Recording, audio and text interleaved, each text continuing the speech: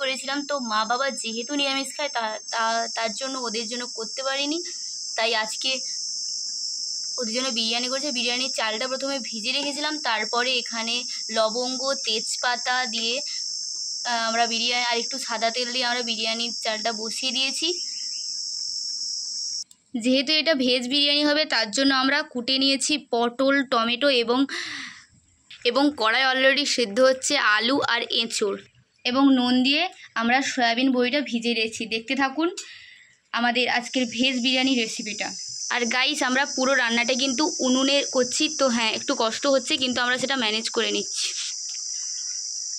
তো আমরা এঁচোড় আর আলুটা ছেঁকে নিয়েছি, এবার আমরা এগুলোকে কষবো। তো দেখতে থাকুন। আমরা সব সবজিগুলোকে তেল দিয়ে ভালো করে কষিয়ে নিয়েছি। টক দই, টমেটো, লঙ্কা গুঁড়ো, হিং, হলুদ গুঁড়ো, তারপরে জিরে। এবার আমরা জলটা অ্যাড করব।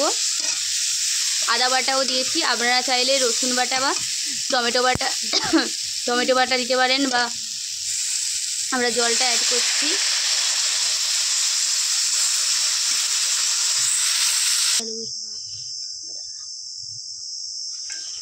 তো এবার আমরা বিরিয়ানি করব। ঘি দিয়ে দিচ্ছি, বোন হচ্ছে হাঁড়িতে ঘিটা মাখিয়ে নিচ্ছে। ভালো করে সুন্দর করে চারদিকে ঘি মাখাতে হবে, যাতে বিরিয়ানির চালের প্রত্যেকটা দিক ঘি পায় এবং গন্ধ করে। এবার ভাত সাজানোর পালা। চালটাকে সুন্দর করে ছড়িয়ে ছড়িয়ে দিতে হবে।